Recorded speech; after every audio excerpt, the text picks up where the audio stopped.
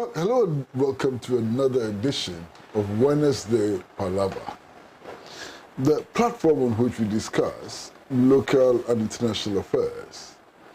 The platform is available for everybody to express themselves as freely as is possible. Now, today, we are going into Parliament House. Many things are happening in Parliament House. Last week, we were told that 80 members of the New Patriotic Party, members of Parliament, had actually given an ultimatum to the President to dismiss the Minister of Finance and the Minister of State in the Finance Ministry.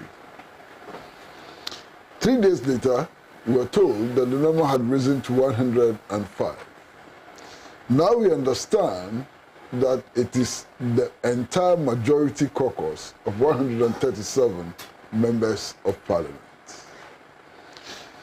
The majority caucus met the President, and we are told that the President asked them to take it easy, to allow the minister to hang on for some time. We don't know how much time they asked for, but it appears that the minister could be hanging on up to next year. Some in the majority caucus say that they are giving the minister only 6 weeks, and so on. Then we heard that the so-called minority in Parliament had also put forward a motion of censure against the Minister of Finance. And then yesterday, the most dramatic thing happened. Members on the majority side started screaming. And they were screaming and shouting and saying that a businessman had entered Parliament House and attempted to bribe them to keep Honorable Ken Ofori-Atta as Minister of Finance. The ripples of all of that continues.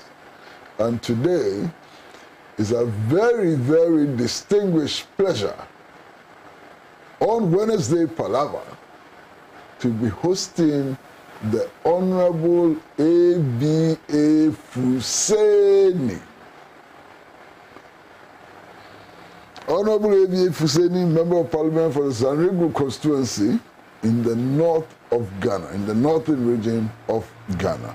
You're welcome to the studio. Thank you very much.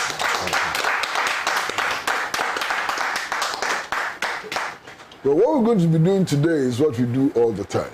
We're going to be allowing A.B.A. Fuseini to brief us on what is happening in Parliament, what the majority is saying, what the minority is saying, and whether or not they think that they would manage to kick out the Minister of Finance and the Minister of State in the Finance Ministry.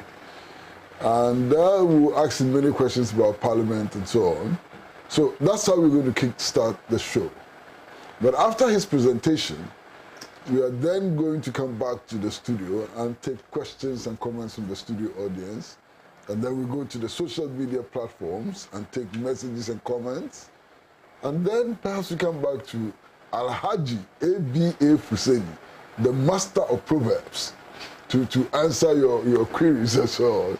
And then we can draw the curtains on the program. So Alhaji A.B.A. Fuseini, we are all ears. What is happening in Parliament? Let me thank you first and foremost, earnestly, your good self, our technical people here, my brothers and sisters, my fellow suffering brothers and sisters Ghanaians who are here. Kwesi, I'm sure the Gombers have been saying that when a house has fallen, you don't ask whether the roof is still standing. I think that today is abundantly clear where our state, the despondency that Ghana is in today. And if you permit me, Kwesi, I would want to say that when Daria is going around the house, he's looking for the landlord. So let me deal with the landlord first. Because we have a president who is elected by us and tasked with the responsibility of protecting our economy and by extension our very lives, security and safety. And so the buck does not stop anywhere, we will come to Kenopurata. And I'm saying that when there are problems in the house, it's the landlord who must take charge, not the caretaker. And so I would first and foremost want, Kwesi, to touch a bit on the landlord. The landlord. Okay. That is His Excellency President Nana Addo Akufo-Addo. And the final announcement of an address he gave us, I think that was on Sunday. Kwesi, it is in times of crisis, times of great national difficulties, that the true character of leaders emerge. That the true vision of a leader emerges.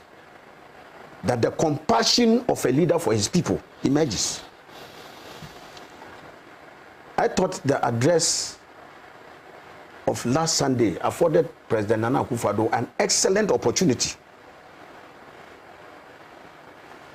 to, as it were, wipe the tears from the faces of Ghanaians. Provide them with a glimmer, at least a glimmer of hope, that there can be some bit of comfort for them tomorrow,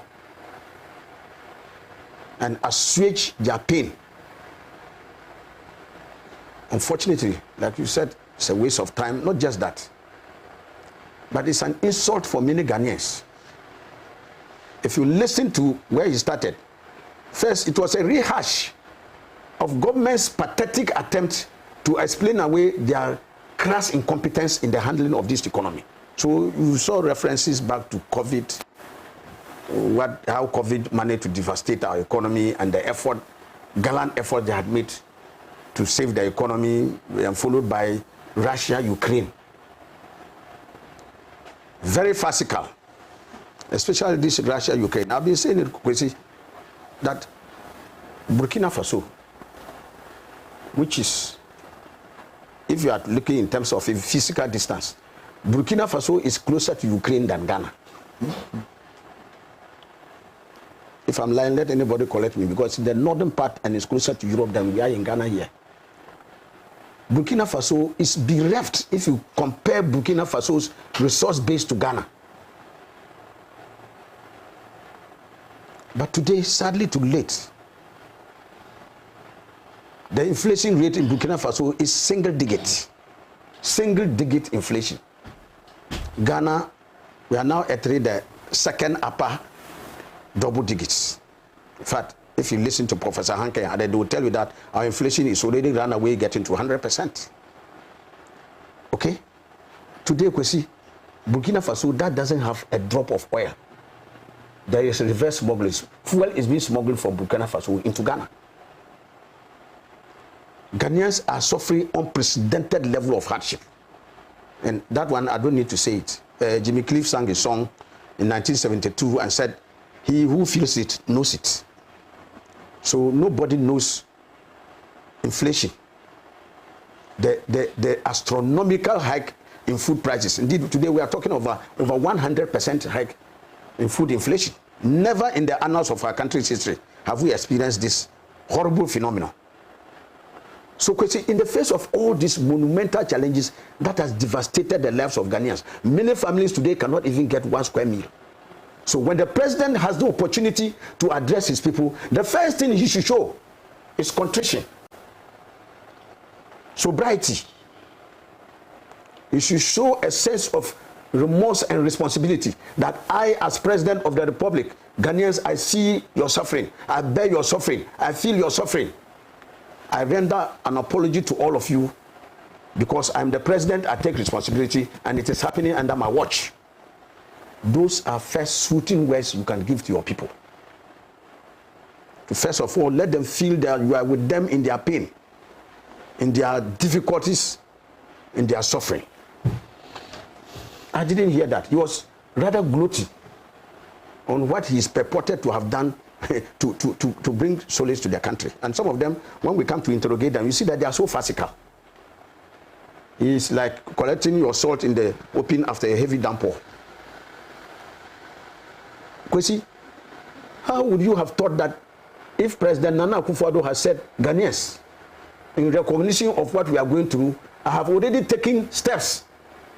And today I am announcing the cutting down of the numbers in my government. From 120 plus, I have brought my government now down to 50 or 60. That would be a fantastic piece of news Ghanaians will hear, that the president has taken practical steps to deal with the austerity. You see, if you are in a hunger situation, in a difficult situation of food scarcity, and then you soak gari and granules for your children to eat, and you come from outside and you are bringing fried rice and chicken to come and eat, what signal are you sending to your people? So this is what I'm saying, that the president could have initiated that decision to tell Ghanaians that I am serious about the austerity that we are talking about, so that all of us live that element of sacrifice. Because you are calling for belt tightening. Unfortunately, when they are calling on us to tighten belts, indeed, like we have always noted, they are wearing trousers that don't have belt hooks. There's no even place to filter belt, let alone for them to tighten it. So they are growing obolo, while we are going skinnier and more skinnier. You see, what would have happened if the president had said, I am clamping down on extravagance in my government. I will no longer take private jets that will cost $28,000 an hour. My fleet in my convoy, now anytime I'm going to convoy, I will go with a lean convoy, not more than 6-7 cars, to reflect that austerity. In the office of the president, whose budget, in spite of everybody's budget, hasn't come down. His budget was increased to 3.1 billion Ghana cedis in the 2022 budget, an astronomical rise of 600 million Ghana cedis. You would have indicated that that one is going for a cut.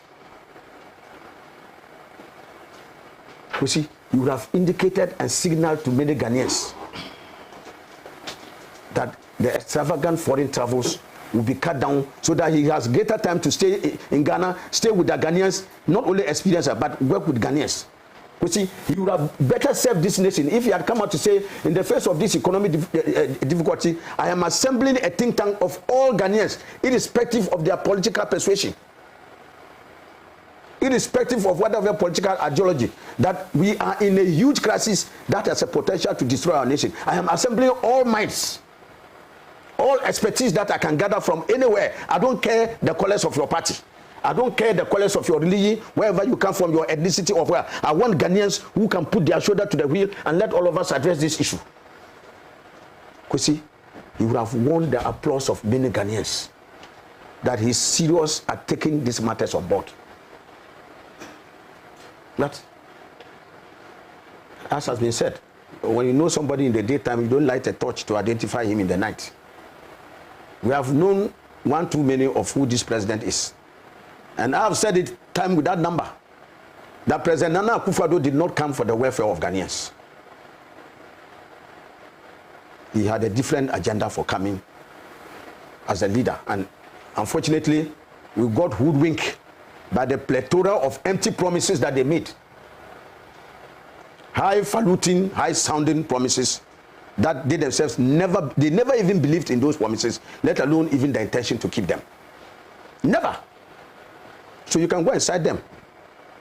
One Ghanaian, one bank account, they will open free for Ghanaians. They will put money in our pockets. Not only have they failed to put money in our pockets, even the money we have in our pocket, in our wallets, they are stripping it bare. They are taking monies, robbing us monies in our pockets. One district, one factory, one village, one dam, all the political comedies they have erected. Today, they have come to pass. And so, Kwesi, I am saying that this is the head, this is the one who is leading us. If he himself cannot live up to the dictates of the suffering of Ghanaians, what will you think about his finance minister? And so, coming down to the finance minister, who I think is a small fish, the real fish is the president. You don't go chasing tadpoles when the tilapia is there.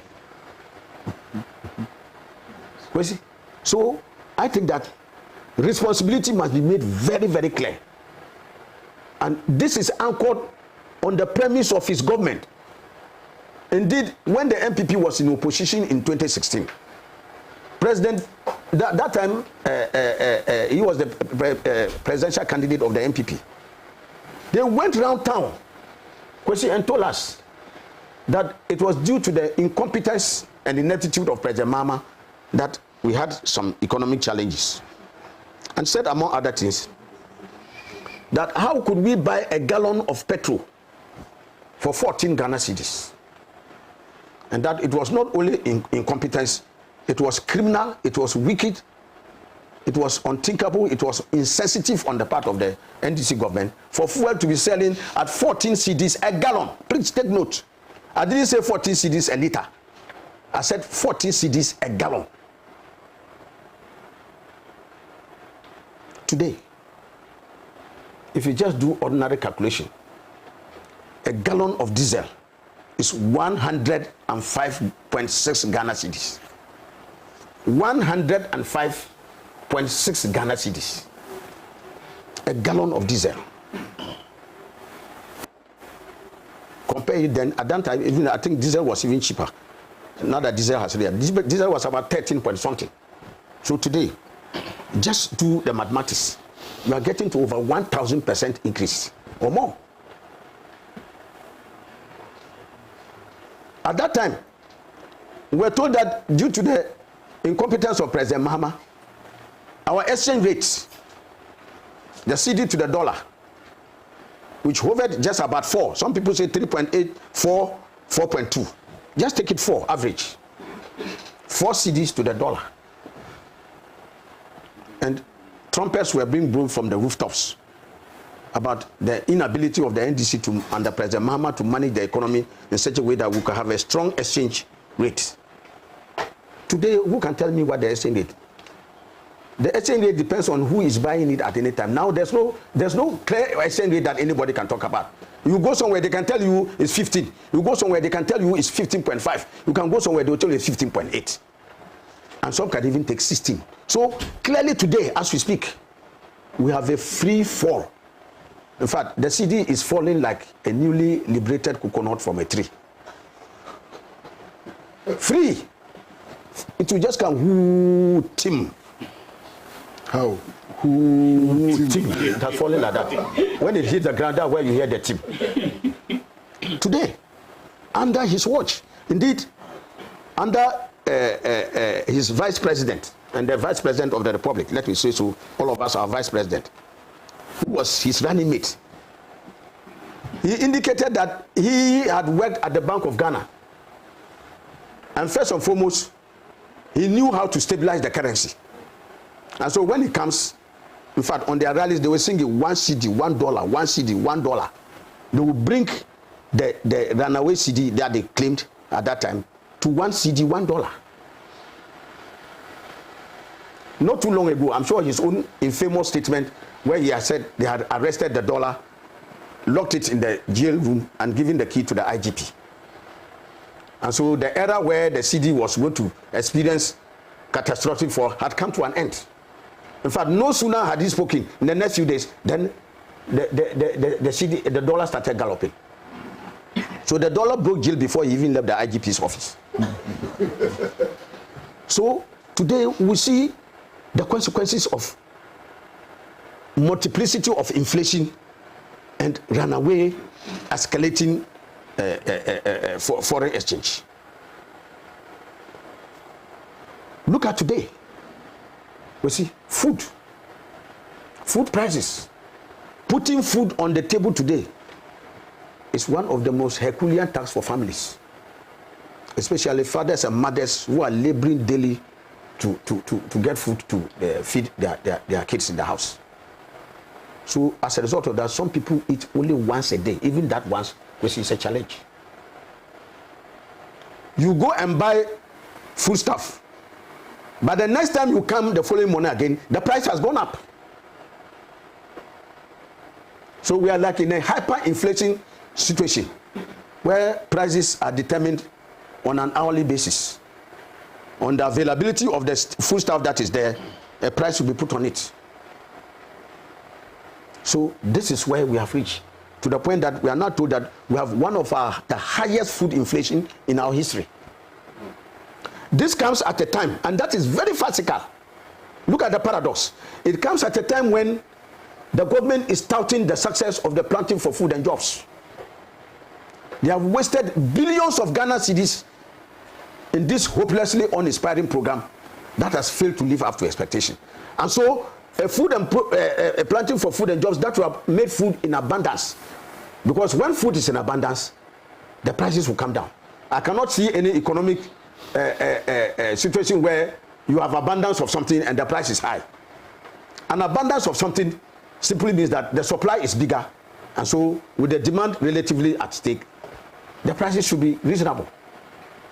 One would have expected that with planting for food and jobs, that which successes they have touted, food prices should have been down. Indeed, in the run-up to the debate on the 2022 budget, I happened to have bought some kenkey that I took to Parliament, kenkey and fish. At that time, that kenkey was 2 cedis. 2 cedis, a bowl of kenkey, and the fish at that time, small fish, 6 cedis. Today, that fish, that kenkey, is 4 cedis. Today, that kenkey that I took to Parliament is 4 cedis now. And that fish has gone to about 12, 15 cedis as we speak today. So you can imagine. And honestly speaking, I can do justice to about 4 or 5 of those balls if I sit here to eat. And I cannot tout my credentials as one who has a gargantuan appetite. I have a brother whose appetite can mess me 3 times. And so you can imagine if he's going to eat. Appetite is not like Kwame's appetite. Exactly. Or like Tijani's, my brother Tijani's appetite. So you can see what we ordinary Ghanaians are facing today. A combination of runaway inflation, unimaginable levels of food price index, exchange rate escalation, debt. Kwesi, debt. In opposition, President Nana Akufo-Addo, Kenofurata, and Dr. Bawumia indicated that there was abundant resources in this country, yet it's sikasu. You should come there. My tree is not good. Forgive me, I'm not I'm a savannah product. So if my tree is not good, at least I'm better. I can speak tree, you can speak Dagbani. Not you. I'm talking of some of you. So you can see that in respect of the quantum of resources they said we have, they indicated that they will not borrow, that the resources are here. When we come, we will harness the resources and make sure that the country doesn't borrow and develop the country and move the country from taxation to production. This was a mantra. Kwesi, from independence under President, the illustrious legendary founder of this nation, Osagyefo Dr. Kwame Nkrumah, of blessed memory. If you look at the indebtedness of the country from independence under Nkrumah all the way to President Mahama, when he exited office on the 7th of January 2017, the total indebtedness when he was leaving office was 120 billion Ghana cedis. 120 billion Ghana cedis when he exited office on 7th January 2017. Which we are not yet in the 6th year of the MPP. We haven't ended yet. As at July this year, our total indebtedness has climbed to 405 billion Ghana cedis. As at July. And I'm saying that if we factor in even other amortization and other things that have come, we are now headed into the 410, 420 billion range under this government. In barely just 5.5 years. It has taken us from independence in 1957. So calculate 1957 to 2017. How many years? So if you take it 43 plus 70, you are talking about 60 years. I hope my mathematics is better than G. Mensah's mathematics. So if you look at it, a period of over 60 years, our total accumulation of debt came up to 120 billion Ghana cedis. And just in a matter of 5.5 years, my brothers and sisters, this is where the disaster is. In a matter of 5.5 years, this government has borrowed the country into extinction. They have accumulated So if you take 120 from even 405, what will you get? Just in 6.5 years, 5.5 years, not even 6 years. Today, we have borrowed so irresponsibly, recklessly, and atrociously that everybody is running away from Ghana. If Ghana is going to sell bonds, nobody will come here. We have become an international pariah, a plague. Kakamutubi, everybody is running away from us, the children. Because we have reached a stage where they call our debts are no longer sustainable. So somebody who is going to lend his money to you, if you are a serial defaulter, or somebody who there's a potential that if I lend money to you, you can't pay me, I will not even let you see me, let alone even come near me for you to ask me I should lend money to you. That is the status of Ghana today. The bond market has been shut on Ghana. So we can no longer go outside in the international market there and borrow. We have borrowed ourselves out of existence on the bond market. So internationally, the confidence is gone. That is why the rating agencies, Fitch, Moody's, Standard & Poor's, and all of them have downgraded Ghana. Never in our country's history have we been so humiliated. We have been downgraded to CAA minus with negative outlook. Indeed, in other words, the simple language, all this is technical jargon. What it simply means that our economy is junk, rubbish. Junk. Yes. We are just down, nothing. Grass. So in the face of this,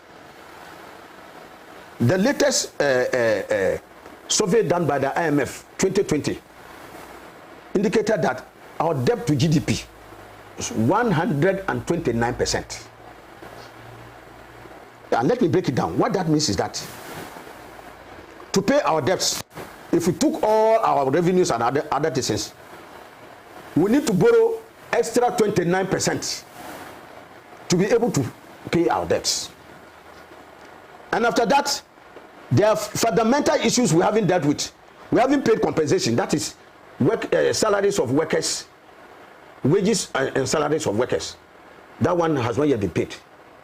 Statutory payments. The statutory payments are District Assembly Common Fund, National Health Insurance Levy, Get Fund. You haven't paid that one. You haven't paid for goods and services that ministries, departments, and agencies will use to work. You haven't. You have to borrow again to meet all this. You haven't gotten capital expenditure.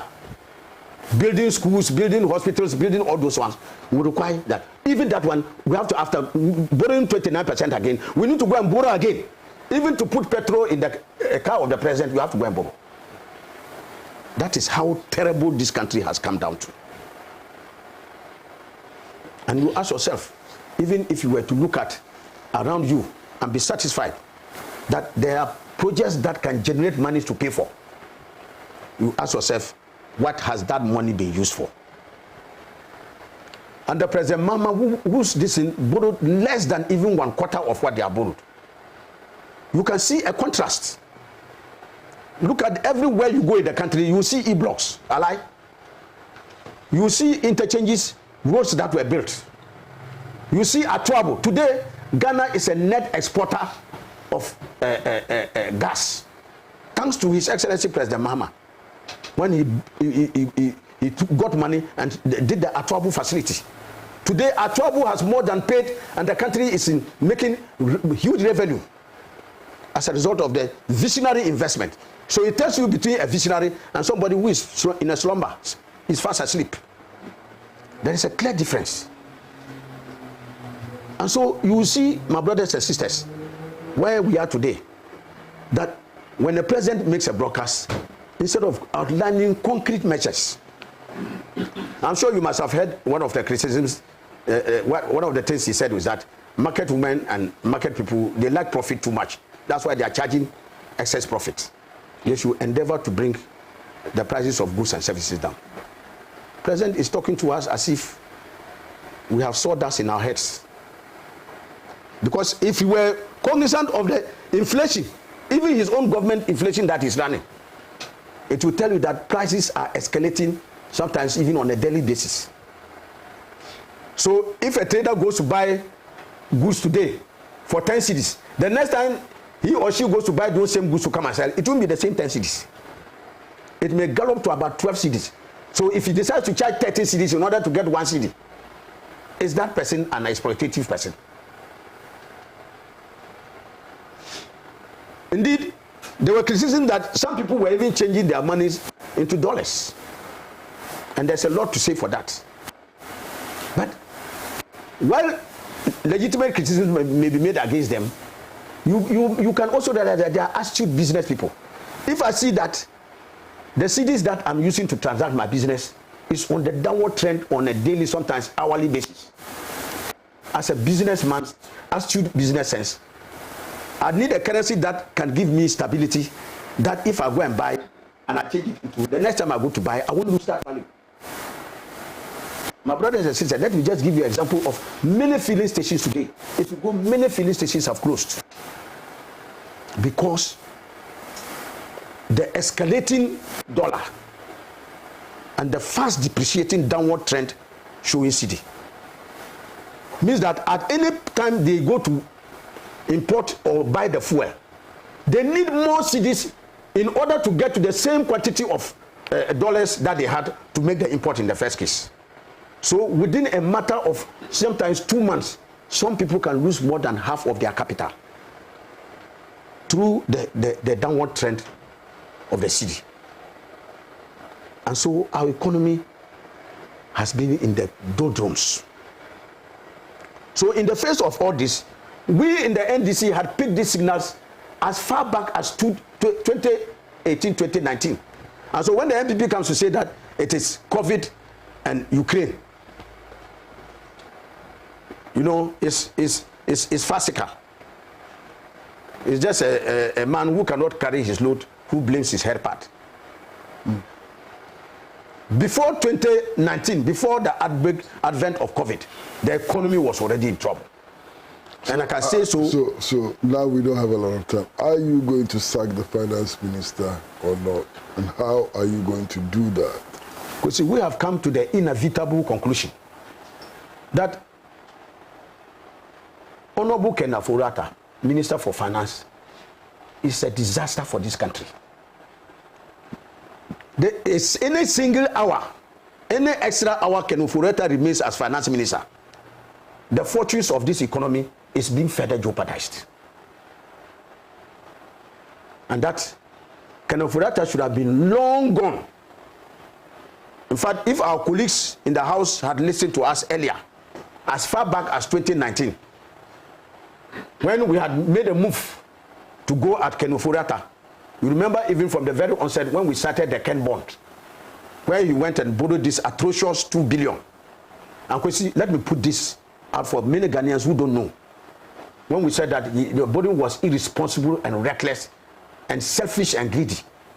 For every dollar Kenafurata borrows for this country, his bank, data bank, who do the book running, that means they build the books for the borrowing, he has a percentage of money that he will take for every dollar that we borrow. And so it starts to reason that the higher they borrow, the more money data bank will make. So that is why many people feel that even some of the borrowings were not motivated by the country's desires and needs or aspirations, but just for Kenafurata and data bank and others to make more money. Not only that, his insurance company, Enterprise Insurance, is in charge of the insurance of those loans. Okay? And even Kwesi, our old friend, Dabi Ochiridaku, they say that his legal firm, African Legal Associates, also derives some benefits from the legal advice they give for those transactions. Your friend. Once upon a time, our friend. Your friend. Okay. So you can see how sometimes motivated not by the national interest, but the parochial selfish interest of what may go into his pocket. And Kwesi, we in Parliament had raised this and said that the finance minister should come and answer why he should not be caught in an act of conflict of interest. Because you cannot be the owner or a partner or a shareholder. We hear he said that he has divested his participation in this, but he's the key shareholder. When Data Bank declares profit, Kenufurata will have a healthy stack of money going for his shares. So you are determined to sack him? So Kwesi, we are more than determined. Indeed, we have already sent to Mr. Speaker, we have submitted to Mr. Speaker our motion of censure. A motion of censure is a constitutional authority given to Parliament to bring before Parliament a minister and call for his removal through a resolution of the House. So Kwesi, we are very intent. And I am saying without any iota of doubt that we are very determined to kick out Kenufuriata. But we think that it doesn't stop there. Kenufuriata, like I said, is one of the tadpoles. There are other tadpoles and then the bigger fish. Fish, they don't have roots. They don't have roots. Roots? Yes. Yes, I'm saying that I'm talking of root metaphorically to express that he is the anchor of that system. So well, we will need, like I said, we will need, I told you earlier on that when Daria is going around the house, he's looking for the landlord. He can't escape it. At this stage, we would allow the Daria to go around the house and see if he can find the landlord. But this is the time where we'll be. But Kwesi, I just wanted to add that we don't have. I'm happy that for once, because we have battled this on the floor of the House with our colleagues. I know that one of the weaknesses of our democratic system, especially our parliamentary system, is the slavish subservience of parties, of MPs and others to their parties. Because as soon as you do that and they use the three-line whip, every member of the party is supposed to become sober and not look at the supreme national interest, but the interest of what the party is looking for. And by that party, it is the government. And by that government, we are talking of the president and his ministers. So I was happy that our colleagues made that declaration of joining us to get rid of the finance minister, who is one of the critical causes of our misery and our suffering today. I'm happy with that. But Kwesi, it's very disturbing because in discussion with them, I even told, I'm just landing on this. I'm landing now. Thank you very much. I'm landing on this one. We are now going to the studio Kwesi, audience. let me just land. For comments and questions. Yes, I'm just going to land instantly. One small point. You see, our call to our friends is that, look, Kwesi, when you hold the tiger by the tail, never think of leaving it again. Because if you leave it by the tail, it will chop you. It will eat you up. They have taken the tiger by the tail. Under no circumstance should they think they can go back again. So agreeing to let the president have his way, that Kenufuriata should be allowed to present the budget. He should be allowed to conclude negotiations with the IMF. Because do you know when the negotiation with the IMF will be concluded? Next year. Next year. So if it takes him up to June next year, Kenufuriata should still be in office and wreaking more havoc on the economy. In civilized societies, when things like that happen, they sack the finance minister. Look at Britain. Your namesake, Kwesi Kwating. Okay? When Liz Truss brought Kwesi Kwating and he came and read the disastrous mini budget, he was shown the exit and the pound fell to an all-time low. As soon as Kwesi Kwating was dismissed, the pound started rising. I can tell you that let Kenufuriata be sacked today. The falling, fast falling depreciating CD will at least, even though, if for nothing at all, the precipitous fall will decline. And then we'll see some semblance of stability beginning to come. Because you'll be sending positive signals to the market that the man who is causing the havoc is gone. And then we then set the way for the reaction to come. Much. Well, as we can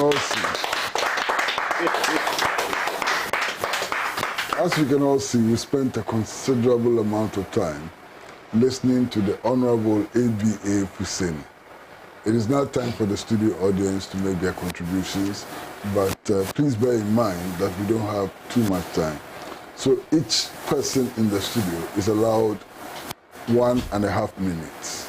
Can I see by hand those who have contributions to make? By hand, those who have contributions to make. I'd like to see all the hands up, all the hands up. So we're going to start from my right, and we're going to start from you, and then we're going to come to you, and then to you, and to you, and to you. 1.5 minutes each, no compromise on that. Can we have the microphone? Yes, please. Yeah. Honorable, thank you very much. I'm very happy the parliamentarians have come together. But they have to do more than what they are doing so that we can have practical results. Because they are responsible to their places that they represent. Today, we the citizens, we are facing two types of economy. Paperwork economy and strict economy. And the two doesn't tally. When you go out right now that rain has fallen, when you are going to estates, instead of 7 cedis, you will pay short 15 cedis. So please, your best is not enough, the parliamentarians. Do your better best. Thank you.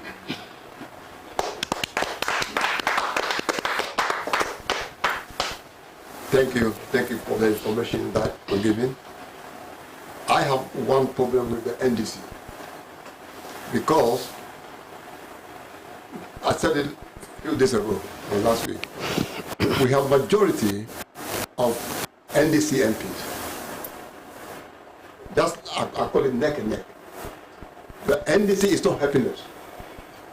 NDC should be able to stand firm. What discouraged some of us, even when they were trying to take money from our pocket. And we heard from many people, including yourself, that will not give way. So I will not believe that even the NDC plus the NDC, MPP will be able to get rid of the small fish. And talking about the big fish, you can't until you guys stop doing what we're doing backdoor. Then we'll believe, have confidence.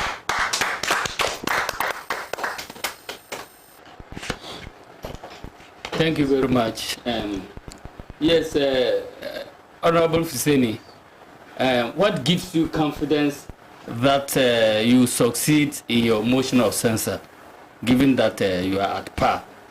Then I would like to make this appeal to the advisors of the government and the president by quoting Osajifo Dr. Kwame Nkrumah, the only true founder of the modern Republic of Ghana. Quote, Ghanaians are not timid people, as had been suggested in the foreign press. Far from it. They may be slow to anger and may take time to organize and act. But once they are ready, they strike and strike hard.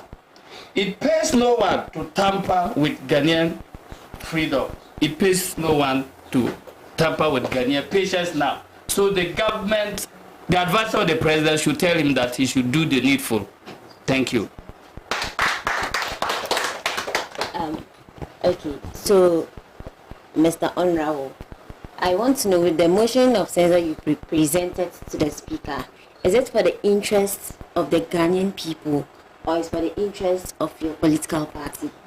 Because when we, the stories out there, or we the people of Ghana, majority of us believe that it's because you are in opposition and then you are trying to win back power. That is why you are pretending, sorry to say, but that's what is happening up. Pretending to help the people of Ghana. So I want to hear from your side. Yes, Najib, and Najib will be the last one. Yeah. And social media, whoever is working on social media, can you get ready with the social media comments? You have 2 minutes for that. 3 minutes. Okay, Honorable, I'm just looking at your motion here, and it talks about unconstitutional withdrawals, illegal payments, despicable conflict of interest, and on and on and on. And I'm wondering why the NDC is not talking about prosecution, rather than just talking about, unless of course you want to take it one step at a time. Because if you look at this motion, this should be talking about the prosecution of the people involved in these things. But what I want to say majorly is that you've mentioned a number of things that this government is doing that are not right and that are putting us down. In fact, last week we heard from your quite a number of your people. We haven't heard anybody suggesting structural changes within your party. And for me, that is very worrying. The president says Yetisikaso, like you are saying. I believe him, Yetisikaso. But the money is not ours because foreign multinational institutions are taking it away. What are we doing? What is the alternative way of repossessing these things in our hands as Ghanaians? Yes. Because that's the only way out. Yeah. Without that, forget it. 3 minutes for the social media platform. Okay, good evening, viewers. I'll be reading some messages from our social media handle. So this one says, good evening, Pan-African TV. Please, my question to Honorable A.B.A. is, where were the minority MPs when the 2020 budget was passed, including the approval of over 1 billion cedis to the presidency? This one also says, you deserve applause, Mr. A.B.A. This one is a bit long. Say, good evening, Mr. Pratt, and to able Honorable A.B.A. and the entire audience. The MPP government has collapsed the nation and has nothing good to offer the nation. Come to think of it, all or nothing but empty marriage of barrels, they say, makes most noise. Allah save us from the wicked government. I'm a food waste manufacturer from the Tamale and in Sagnarigu Municipal. We normally purchase our materials from Kumasi, but now used to purchase materials is diminished. Come 2024 is the time for the opposition party to save us from these wicked people who thinks of only themselves and their families. Kudos to MP Honorable A.B.A. Fuseini for a wonderful submission. This one says, MPP, where is your economic boss? May Allah bring Mama back. Well done, Honorable MP. This one is Victor. Good evening. I'm praying for a day when all workers will stop and sit at home. In our TNT to and fro, workplaces are killing us. Can government subsidize the fuel for us? This one also says, it is true that the government just inflates COVID numbers, patients, and number of deaths in order to get support. Ghana is not safe at all for all citizens. I'll be reading some messages from our WhatsApp platform. This says, we have a very weak opposition. If my research tells me that 15 strong opposition members can change the situation, I'm taking that again. We have a very weak opposition. If my research tells me that 15 strong opposition can change the situation, Mohammed. Say seriously, sometimes I ask myself if our leaders, especially, really feel the kind of suffering we, the ordinary Ghanaians, are going through. Ghana for us from this wicked MPP government come 2024. I've learned a lesson from what our MP has. Thank him very much for what he said. What I have to say, there is a saying: if you squat to look in the eyes of someone at your back will not squat to look at yours. I think what he has to do is to lobby a construct Kulnevilas Road. So please, he also has issues to solve back at his district. Sure. Okay, this one says, I have found myself in a country where I'm hopeless. It's in the hands of our own so-called leaders. We committed that we deserve the abysmal treatment. Now, Ghana is high sense, everyday price for everyday people. We are coupled with monumental inflation with high unemployed menace. How do we survive? The insensitivity of this government is too much and is undisputable. I don't have trust in this government because this reflected on the speech of the president on Sunday. There was nothing in the speech that can salvage the economy from its misery. It was just a comic relief and an uninspiring speech. This is just Powers region. Thank you, everyone.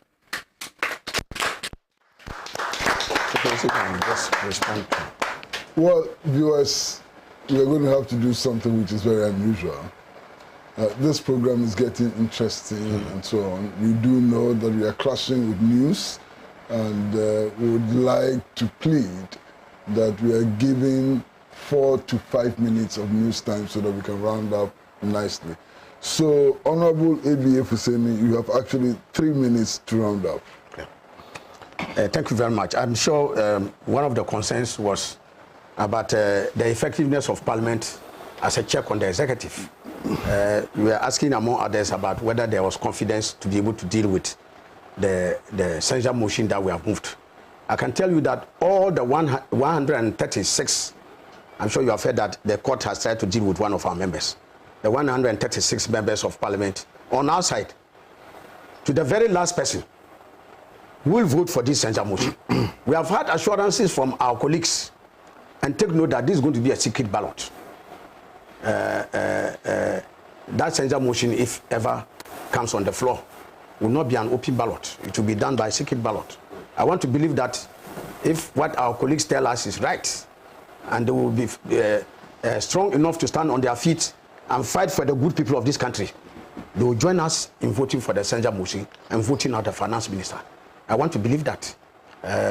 Otherwise, if they betray the very people they have come to represent in parliament, I'm sure that there will be a day of accountability.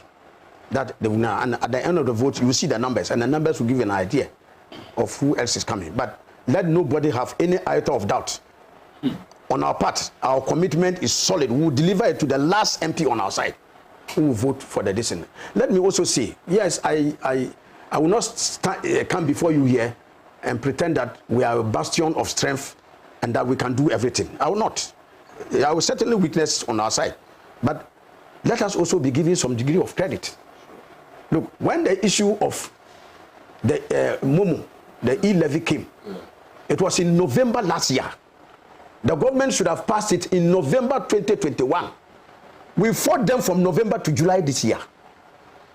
And even when it came, they had to go to court to restrain one of our members from holding himself. Our member of parliament, Kwesi, member of Asin North.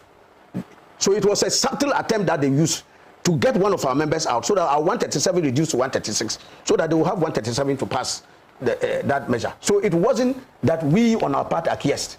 And as we speak now, even technically, we are questioning that in court, because our claim is that the Supreme Court itself ruled that for you to do business of that magnitude, you need 138 members on the floor. On that day, the MPP did not have 138 members, because Honorable Sarah Joasafo was not in parliament, and we had staged a walkout. So we hadn't, as it were, when you come to parliament, you sign to indicate your presence. All the 137 members, we refused to sign that day.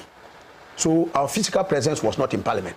And all the members of the MPP, if they signed at that day, would have had 137, because Honorable Adjoasafo was not in the jurisdiction. So there was no way they could have commandeered 138 to do that business. So we are clear in our mind that we have fought for the interests of Ghanaians all along, and that it was through the adoption of subtle means that the MPP managed to get the e-levy pass. And those who follow the debate will bear testimony to what I'm saying, that we never sold out to anybody. We held it to the very last, and made sure that we worked on it. There are issues about why we are not interested in the prosecution. I'm sure you and I know what we can do on our part is to ensure that that measure in parliament doesn't get passed, or the requisite level of attention is drawn to the people. Prosecution, you and I know, is the function of the Attorney General. We don't have nobody has any right that I can't prosecute anybody. I said no member of parliament can prosecute anybody. You can only take action in parliament, and then the thing that comes to the Attorney General, or in other cases, the special prosecutor.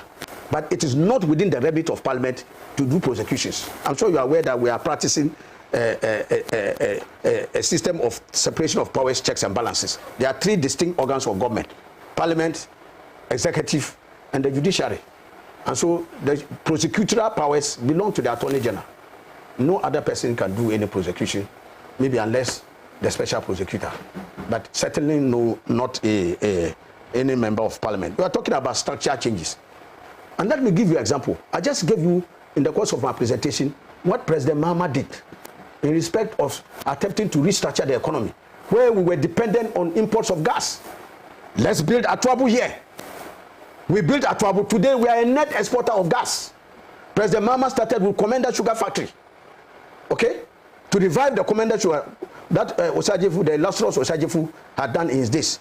We had done everything, even did a test run and produced the first batch of sugar. When we went, the MPP allowed the thing to deteriorate.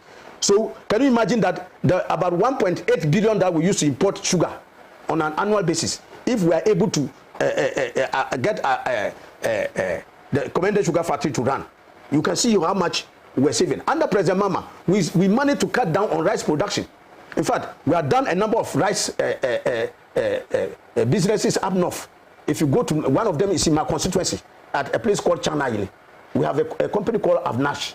They are processing local rice in thousands of tons.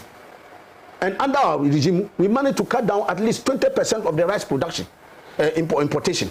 So those are the kind of things that we are talking about. Structure changes that will give, and I can give you more examples of what President Mahama had envisaged to do if he had won power again in 2017 to continue with that program. Honorable, thank you very, very much. Thank you for coming to the studio and sharing your thoughts with us.